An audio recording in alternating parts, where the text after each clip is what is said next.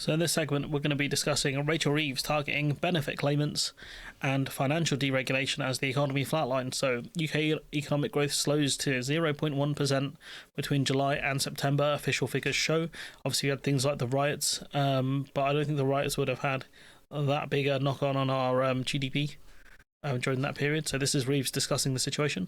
Growth is the number one mission of this government, to turn around the poor performance of the last decade or so. Am I satisfied with the numbers published today? Of course not. I want growth to be stronger, to come sooner, and also to be felt by families right across the country, which is why in my Mansion House speech last night I set out an ambitious set of reforms to the pension system to unlock long-term patient capital, up to £80 billion of it. So one of the things is, like, pension funds, they can't have a certain amount in illiquid assets. So if anything goes wrong, they can sell off the assets and recoup the money. And so there are rules around that. I think that's based within Solvency too.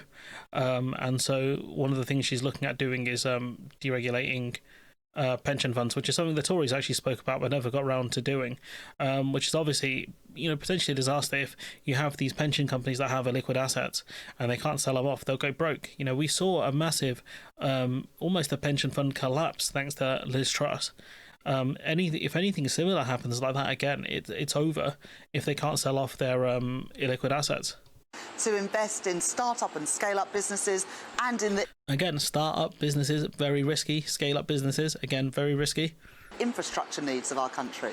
And, with the infrastructure stuff, companies, investors generally are waiting for the government to put, the money up as well. In terms of, the government has to put a certain amount or, be the real start for certain projects in order for the private companies to invest in, which, again, is kind of pointless. You had, what's his name, Keir Starmer shouting at BlackRock on Twitter, adding them on Twitter saying how they're going to fund, kind of the next wave of growth. And you're like, my man, are you insane? Like, just sell bonds, fam. Just sell bonds and generate the money that way. Stop kind of giving out the public coffers to private investment companies. We've already seen the disaster that's PFI contracts. I don't want to go through that again. You got here, rules imposed after the financial crash have gone too far, according to Rachel Reeves. Oh no, more deregulation for vultures. In a post-financial crash world, like, you think they would learn that deregulating of the industry is such a bad idea? But they never do, and this is bonuses. Sophie Ridge talking about it. It's the Wolf of Wall Street. Bankers were the epitome of everything wrong with our economy. That you worked in a more popular profession, car salesman, maybe a journalist. That era, though, it seems, has now gone. Rachel Reeves, the Chancellor, is making a speech tonight at Mansion House. Well, she'll say regulation went too far in the wake of the financial crash. The UK has been regulating for risk, but not regulating for growth, she'll say. And the UK's state... Well, they obviously went to regulate for risk because the risks are too high of a financial service collapse. Like, people lost their homes. Some people lost everything in the financial crash. Genuinely everything. This, as a global financial centre, can't be taken for granted. Now, financial services contribute about £170 billion to the economy, about £29 billion in taxes. That pays for an awful lot of schools and hospitals. There'll almost certainly be yelps from some. Are we really back to rewarding traders making a swift buck, betting against the economy, or taking advantage of people struggling to get a mortgage? Wasn't it a lack of regulation that got us into this mess in the first place? But, right now, Rachel Reeves needs a way to fire up the economy. We all saw those anemic growth projections at the budget. And that's what I mean. Like, they're going about this the completely wrong way, trying to get growth by deregulating. It's not going to work. It's a very short-term fix. And when it crashes, it'll crash really hard. So now it's all about buttering up a banker, sweet-talking a stockbroker, politics. It goes in circles, doesn't it? Really does. This is Ridge talking to kind of a person who works in the city. So Angela Knight, the former British Bankers Association chief. You're kind of making the points about the sort of different regulations coming together, and also about, some of the things that feel more onerous on UK banks compared to other countries. I guess the kind of counter-argument to that is that we all remember what happened during the financial crash, people losing their homes, run on banks that was stopped. It was a very kind of bruising and troubling period that for many people they're still kind of recovering from. The taxpayer had to bail out the banks and other industries were not bailed out. People don't forget that. The idea of getting rid of some of that regulation feels pretty scary.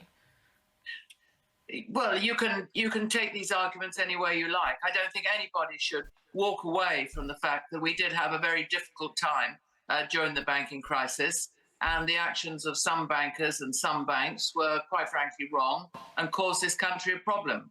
And that A problem is an understatement. You're talking about the collapse of, the near collapse of a government. Really, that party was voted out. We don't forget that the Tories came in, enabled a wave of austerity. This wasn't just a problem; it was a major overhaul in the whole country. that's happened, of course, in many countries. I know we are bothered about what happens here, but we're also very much an international market.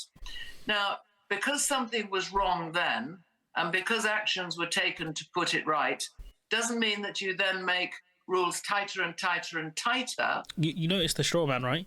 You've got Rachel Reeves talking about deregulating, not increasing regulation, right? And you got this person here talking about making no one wants to make the rules tighter. No one's arguing that. We're arguing about lowering the rules. That's what the argument's based around, not tightening the rules. So it's a wonderful straw man you would expect from someone who was the representative for the British bankers. Which only have the result of constraining the economy. They don't give any more security to you or me or anybody else that might. I mean, if banks have to hold more capital and can't invest more, there's less chance of them needing a bailout. So that's not really true, is it? Borrow money. And our financial market is about financing the economy, about financing companies. So you've got that whole piece that is all about the business finance, as well as the retail, as well as the international piece. And they need different rules to themselves. And some of those. It's just crazy to me. I think she's going to ask, what would you actually cut? And I think that'd be a great question. We already heard the speech from Bailey talking about, the goods taking a hit rather than services. The impact on trade seems to be more in goods than services, which I don't think is particularly surprising. No, I do wait to see when the UK loses equivalency in the financial sector. What happens at that point? That's when we'll see a major shift in traders towards Europe. I think that's when it gets really interesting. This idea that Reeves wants the regulator to encourage more risk taking.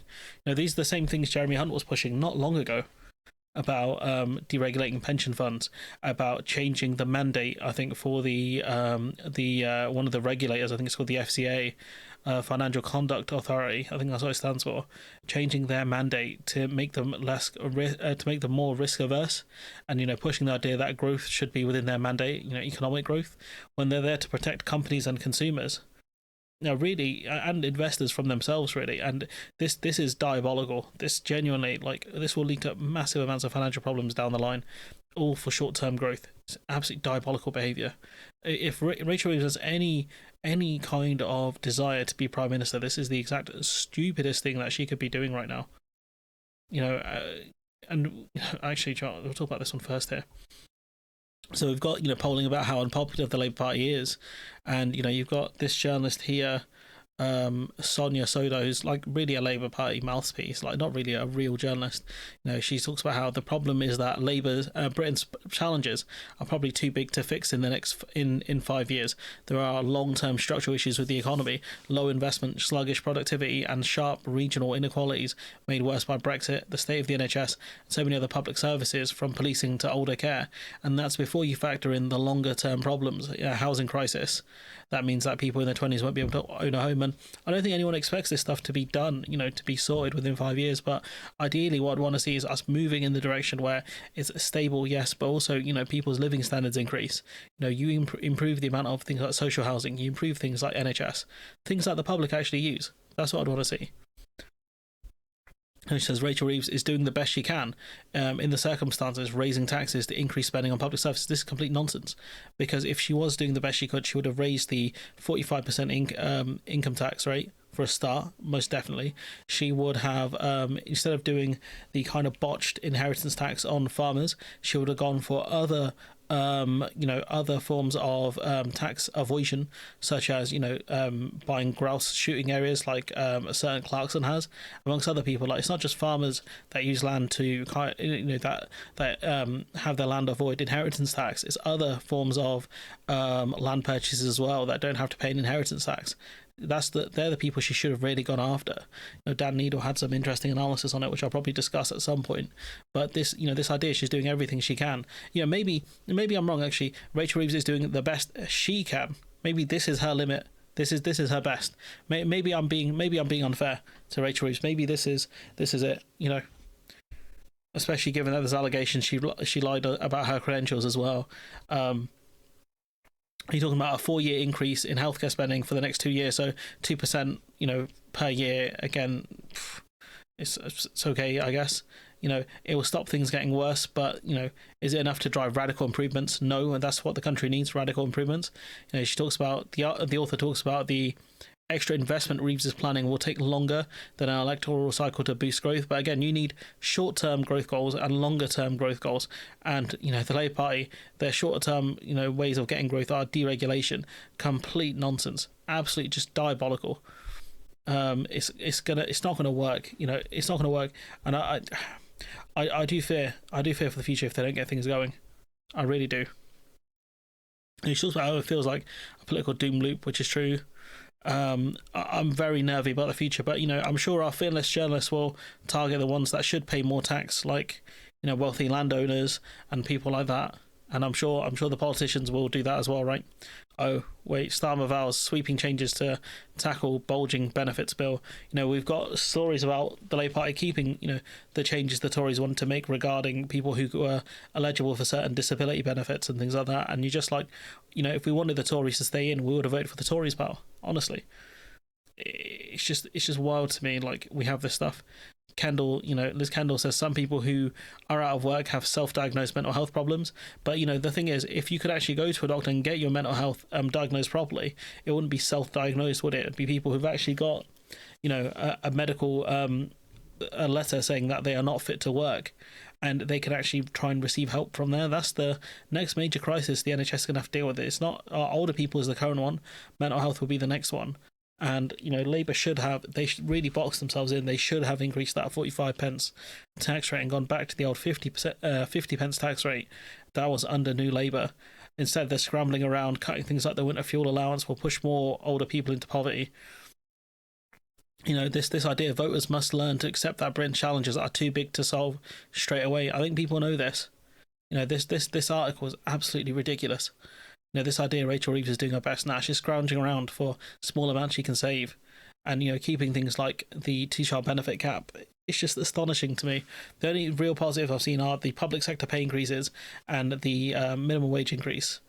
That's about it. I've not seen a ton else. The stuff she's done around farming, I'm a bit mixed on, to be honest. I'm not too impressed by that, especially the way they've kind of really badly handled it. I really hope she doesn't have any ambition to be Prime Minister, but if she's not careful and she does start deregulation of the financial sector, it could come back to bite her real fast, especially if Starmer does want to be a 2-term Prime Minister as well. But anyways, I'm going to leave it there. Let me know what you think in the comments below. Like, comment, share, subscribe, support the channel on Patreon if you can, and hopefully I'll see you in the next one.